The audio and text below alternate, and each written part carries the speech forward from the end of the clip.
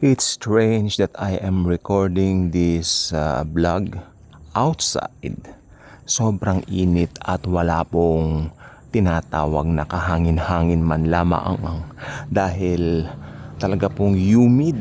Pagpapawisan talaga tayo and I just watched it on YouTube a while ago. Painit pa ng painit yan. So, mga seniors diyan, mag-iingat pong mabuti. Okay? So ito po ang topic natin ngayon, ang second coming ni Lord Jesus. It's so sad, no? Some believers mistakenly saying na yung second coming daw at saka yung rapture, iisang event lamang.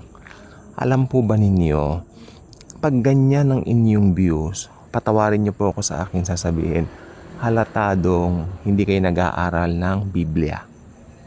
Dito po sa Biblia, meron pong tinatawag na rightly dividing the scriptures. Meron po tayong tinatawag na mga dispensations, right?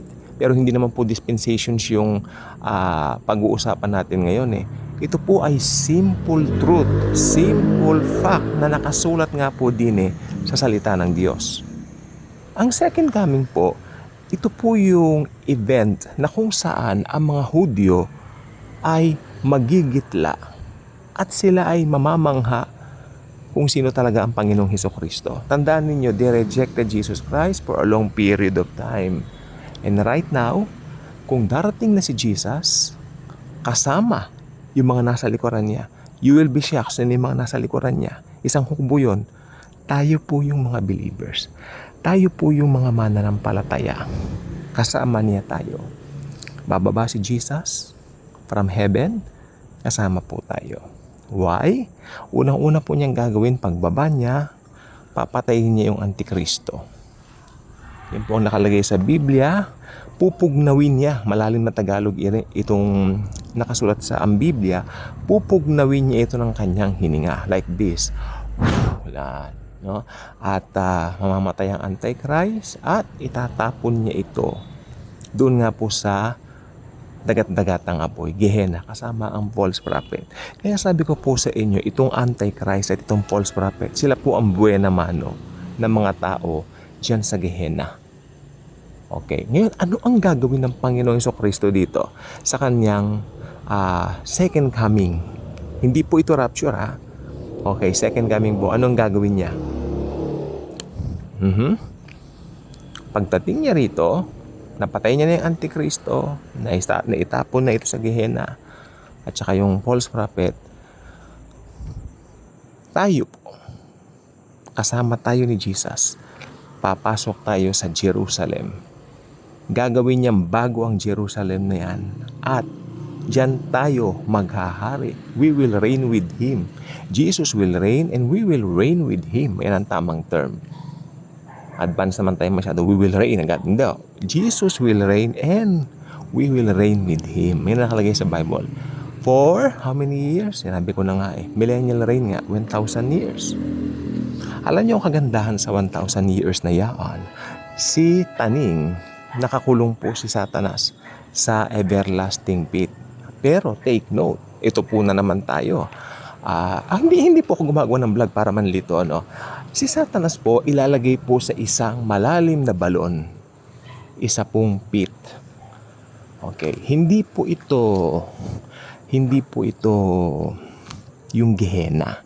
Sapagkat nabanggit ko na nga po earlier, ang unang mga tao dining sa Gehenna ay ang Antichrist at ang false prophet. Okay? At pag nandoon na po sila, syempre, tatakpan yung bunganga ng Gehenna. So, yung mga kasamaan ng Antikristo at ng false prophet, wow, talagang pagbabayaran nila doon yan. Tapos, yung Diablo, ang ahas na maganda. Ang Biblia, natutuwa ako minsan sa Bible. Minsan yung mga title silang binabanatan niya Ang ahas na maganda, si Satanas na Diablo. Ganyan magsalita ang Bible, no? So, it's very, very powerful na talagang mariretain sa isip mo yung mga characters. Dahil itong mga characters na ito talagang may kinalaman kung bakit sumama ng sumama ang daigdig na ito. Yan po si Satanas na Diablo, ang Antikristo, ang false prophet. Ngayon, si Satanas, anong gagawin po sa kanya? Malamang alam na po ninyo. Siya po ay huhuliin at itatapon sa balong walang hangganan lalim. Tatakpan ng bunganga ng balon na yaon. Habang tayo ay nagre-reign ng 1,000 years diyan sa bansang Israel. Particular sa Jerusalem headquarters po yan. During that time, tahimik, maganda, mapayapa. Ngayon ang tanong, kasama ka bang maghahari doon? Kasi unang-una, in order na makasama doon, you should focus more, or sabihin natin seryosohin mo yung kaligtasan mo. Maraming tao ngayon, when we share the good news, tila dinededma ito, tinatawanan pa nga eh. Pagkakakwartahan nga daw ba yan? Kung hindi naman daw pagkakaperan, bakit daw namin pinagkakabalan? Mga tipong ganyan. Kung hindi ka ready, baka patulan mo eh. You know what? Sometimes na nabubwisit po talaga ako. Kasi tingnan po ninyo, ang ganda-ganda ng Bible study namin, tapos biglang may ganyan, magsasalita ng, pero naalala ko yung sinabi ng mga sweet words ni Lord Jesus. Kung ako na inyong Panginoon ginanyan, binabastos, ginaganyan, kayo rin. Kayo rin, di ba? Tayo ang sinasabihan noon. Kaya, Lord, Lord Jesus, sabi, kung ganun po pala, Lord Jesus, it's a privilege na bastusin alang-alang sa pangalan niyo. And that's true. Okay?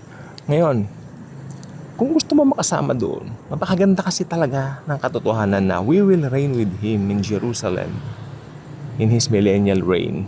Kasi alam po ba ninyo, pag naligtas ka, hindi na tayo maghihiwa-hiwalay.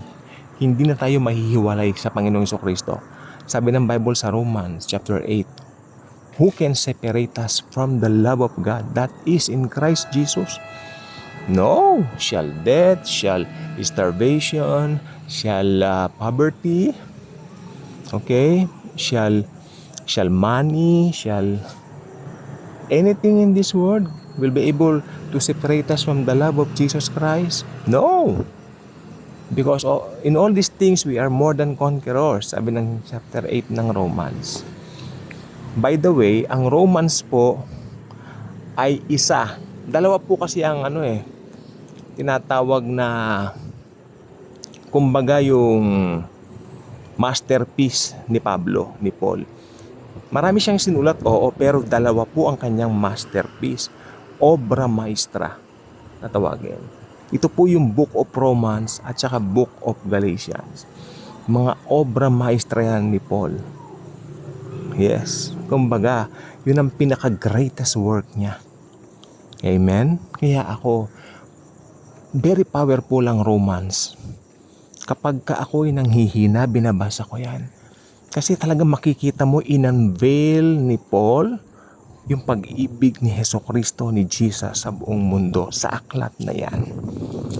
Diyan sinabi, ultimately, walang makakapaghiwalay sa atin sa pag-ibig ni Lord Jesus. Araw-araw may mga trials, pinagdaraanan, pero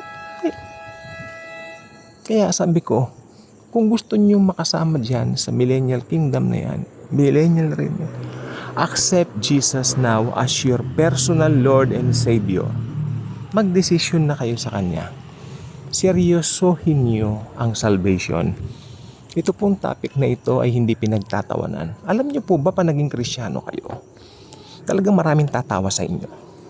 Nabanggit ko na nga po kanina, kung si Jesus ganyan, tayo rin. Kasi nga po, yung mga taong tumatawang yan, mga patay pa ang espiritu niyan. Pumunta nga kayo sa sementeryo, kausapin niyo yung mga patay, may sasagot ba? Wala, kasi patay po sila. Ganyan din po ang mga patay sa espiritu. Maski sabihin mo yung Bible sa kanila, mahahalata mo walang interest, walang gana, at nalilito. Alam niyo po ba ang isang hindi mananampalataya, ang hindi believer, kapag ka nagbasa ng Bible yan, hindi niya mauunawaan yan. Hindi niya maiintindihan yan, I bet you. I bet. Sige, subukan nyo. Meron pong isang malaking rehilyon na yung kinagisnan nating rehilyon dito. Kasi parang inadapt din nila yung mga born again na na ways, no? Yung mga pa-alive, mga ganyan. Nag-attend ako. Born again na ako nun, pero nag-attend ako. Mali yung interpretation nila ng Bible. Mali. Mali yung interpretation ng Bible. Hindi nila naiintindihan. Ang ginagawa nila, dumadampot ng verse sa Old Testament, tapos i-apply nila. Actually, hindi po nila naiintindihan. Tapos yung sa Book of Revelation, sinabi nila na yun daw si M. Alam niyo na yung M, no? Kasi parang mas tinataas nila si letter M kaysa kay Jesus. Sabihin na natin si Mary. Yung sa Revelation daw, si Mary daw yun. Tumuntong daw sa buwan. Hindi po. Yung pong babae doon sa Revelation, yung nasa buwan, bansang Israel yan. Hindi po yan si Mary. Sinabi doon ng pare na nagsalita, si Mary daw yun. May 12 bituin. Nakita nyo? Yung 12 bituin yun, yung 12 tribes of Israel. Kaya sabi ko, kung patay ang espiritu ninyo, hindi ninyo maiintindihan ang Bible. Diba? Pero I hope, sana marami nang maborn again sa kanila. Kasi yan po ang kalayaan talaga. Makakilala sa Panginoong Yesus. Pag naniwala ka sa tinapos na gawain ni Jesus sa cross, makakasama ka. First sa rapture, kasi yung rapture, uulitin ko, hindi po siya yung second coming. Magkahiwalay na events yan. Pag pinagsama mo yan, sasabihin ko sa iyo ngayon pa lang, you're not studying your lesson very well. You're not studying the Bible at all. Okay, so you really have to, anong tawag dito? To understand it by first, you have to be born again. Accept Jesus now. At pagkatapos yan, mga when you open His Word, talagang magugulat ka, bakit nauunawaan ko na ngayon? Simple lang ang sagot. Because Jesus now lives in you. Mag-subscribe ka na rito. Share the video. Share Jesus. Thank you, and Jesus truly loves us all.